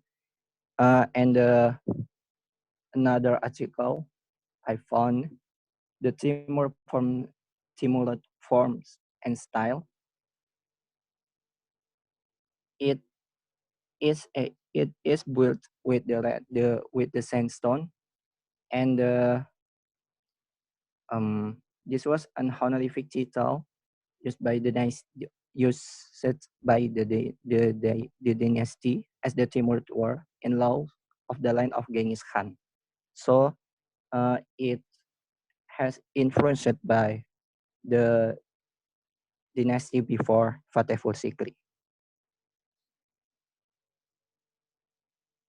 How about the answer? Nur Ahmad, there is a question again. It's clear. Thank you, Rasapit. Yo, sama. And the last one, questions from Diana.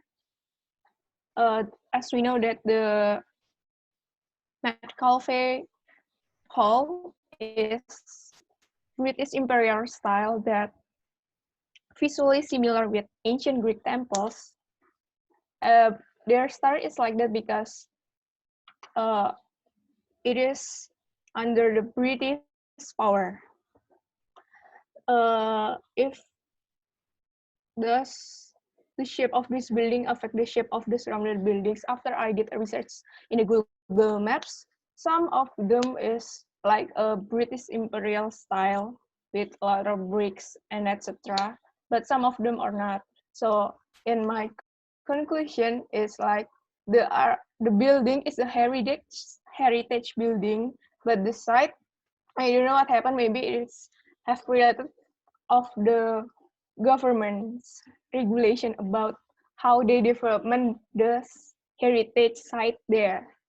And about the culture, yeah, it's just like an ordinary Indian culture there, because it's a Western influence. Another are there difficult, and are there any difficulties in this development? What does it mean? Diana, I don't get the point about these questions. Can you repeat it again? Yang mana ya? Ya, yang tadi barusan. Gak dengar tadi. Are there any difficulties in this development? What does it mean? Apa ada permasalahan dalam pembangunan building itu sendiri? Ada nggak? No. Okay. There's no. Thank you. Okay, thank you, Gabe. Okay. Okay, That's all for Group B. Okay. Right now, we move to the last group, Group BO3. I think you should answer the questions from the previous session, please. The microphone is yours. All right, so first I will answer from Shevira about the Tanjavur Palace. Is there a reason to build the tower with that elevation, and what is the real function we get to know from that form?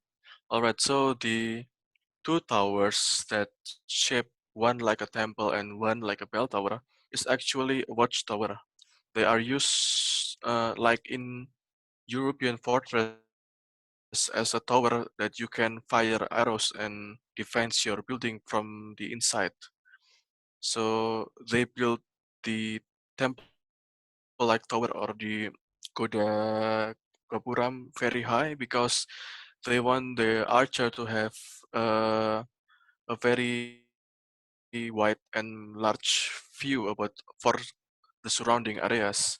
So it's more because of the fortress decision that they built the tower very high. I hope it answers, Shavira. Okay, thank you. Hello, Shavira. Yeah. All right.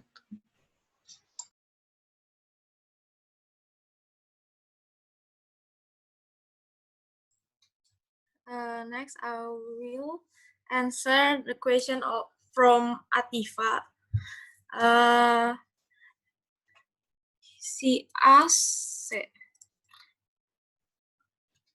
what is the function of the building?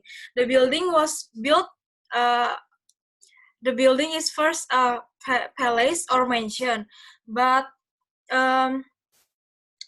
before the Martin Cloud died, he gave a will, dia memberi wasiat kalau the mansion should be an institution of education. So after he died in 1800,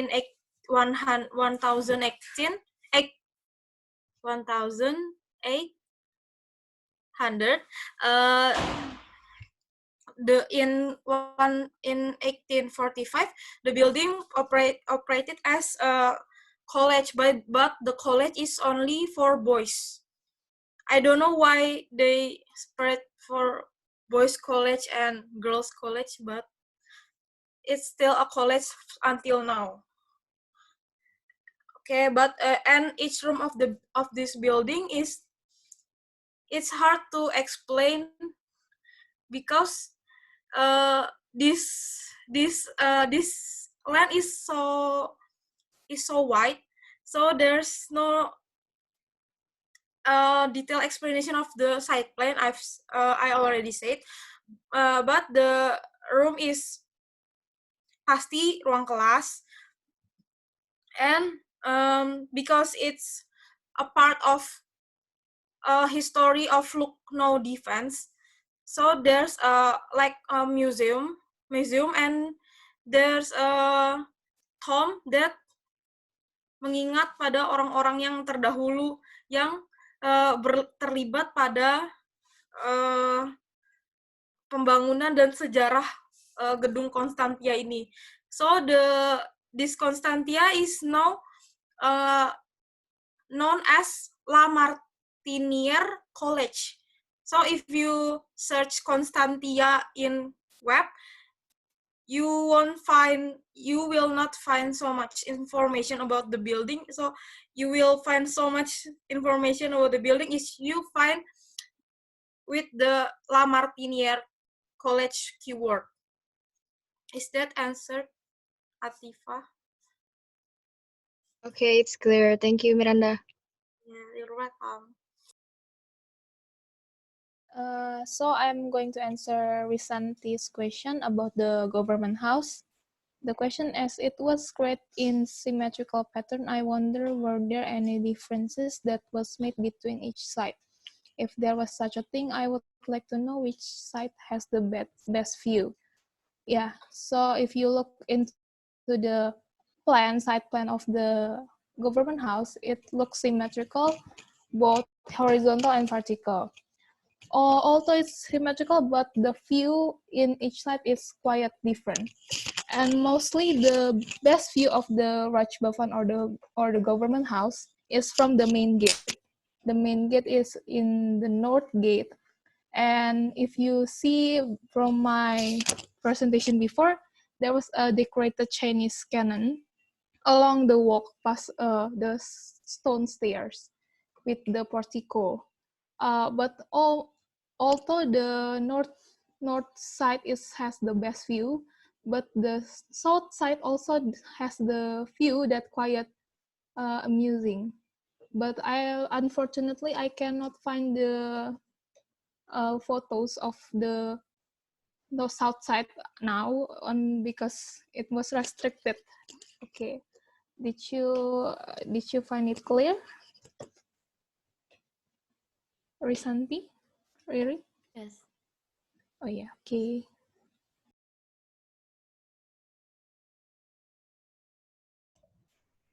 Okay, for the last, I will answer the question of Sharifa. Could you elaborate what are the characteristic and what differs contemporary British planning from others? Like I've been mentioned before, it's defined by the ceremonial, administrative, and commercial centers of the city, which is the important place in urbanism. So I think thus an equilateral triangle pathway gives more effective way between those important places. And for Mbak Fitra question, it will say that building it's not use any construction. Actually, it's just a kata kiasan, which means to unite, mix, and incorporate the elements from Mughal architecture. Then Dianda's question: what's the use of the building originally, and is it still used until now? The function of this building of Rashtrapati Bhavan for the last is used for the British Viceroy, and now is used to the official residence of the President of India. So it's still used until now. Then Atifa's question, are they located for the bell pendant is on each other at the top of the columns, and the symbolize as there is an ancient Indian belief that bells signals the end of dynasty. It was said that as the bells were silent, British rule in India would not end. So it is just kalau misalnya belnya itu berhenti, berarti kalau misalnya belnya itu mati, berarti kekuasaan Inggris di India itu nggak akan berhenti juga. For the Fatimah question, in the Saracenic style. In the article I've read, in the Saracenic style was a revival architectural style mostly used by British architects in India in later 19th century, especially in public and government buildings. Like Rashtrapati Bhavan is a Viceroy Palace that di mana itu digunakan untuk tempat tinggal raja. Then for the distribution of this in Rashtrapati Bhavan is used for like chaja, the katris, and the chalice. The overhanging roof and other pavilions that I've mentioned before. Then, what are the characteristics of this style? Its design were produced by the British colonial government, reflecting the aspirational sensibilities of continental Europeans and Americans. Then, whose architect came to astutely incorporate telling elite an Asian exotism elements. Okay, it is clear yet, guys? All right. Yes. Thank you. I think it's enough for me. You, Rosie. Okay, you're welcome. Thank you. Thank you. Sekian. Wassalamualaikum warahmatullahi wabarakatuh. Waalaikumsalam warahmatullahi wabarakatuh. Is there any more questions from your group? BO3 already answered. Yes, I'm the last. Okay. Okay, thank you for today's presentation. And as usual, we will provide the comment through WhatsApp group.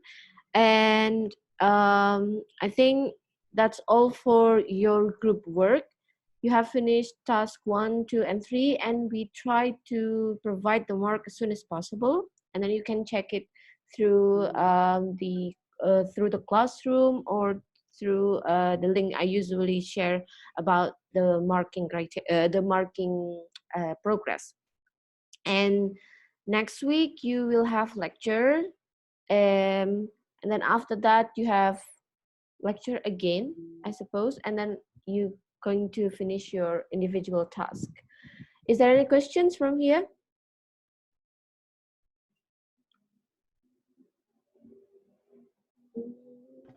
Yeah, Miss, I have a question. Yeah. What's about the individual task?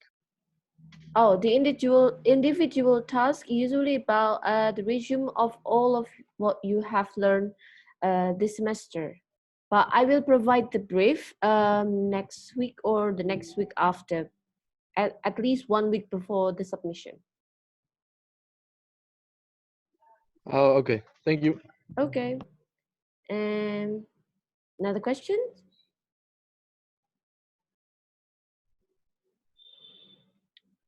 Okay, if you don't have any question, then don't forget to submit the resume.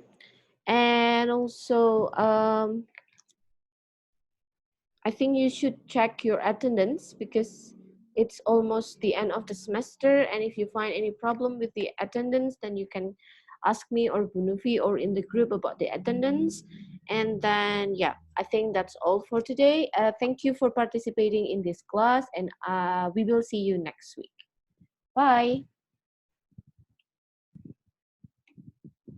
Thank you. Goodbye. Thank you, Miss. Thank you, Miss. Thank you. Thank you. Thank you, Miss. Thanks, man.